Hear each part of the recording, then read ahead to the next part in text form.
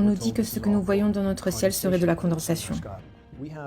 Nous avons des avions qui laissent des traînées à des altitudes bien trop basses, avec un taux d'humidité bien trop faible, pour produire une quelconque traînée en toutes circonstances.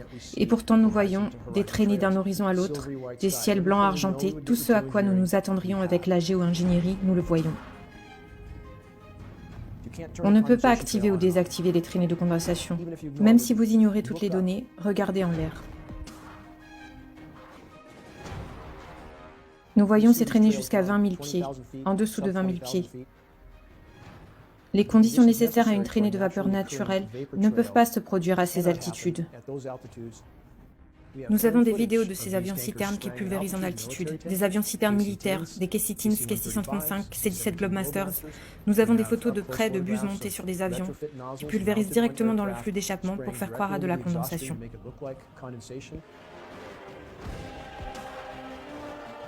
Et nous avons les brevets pour ces procédés, nous avons des documents du Sénat, des documents présidentiels, des documents militaires qui montrent que ces programmes sont en cours depuis environ 70 ans à grande échelle.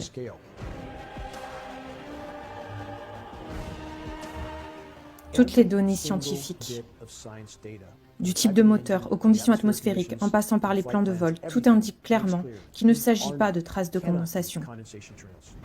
D'un point de vue légal, la quantité de données que nous avons maintenant est suffisante pour prouver sans l'ombre d'un doute que ces programmes sont réels et en cours.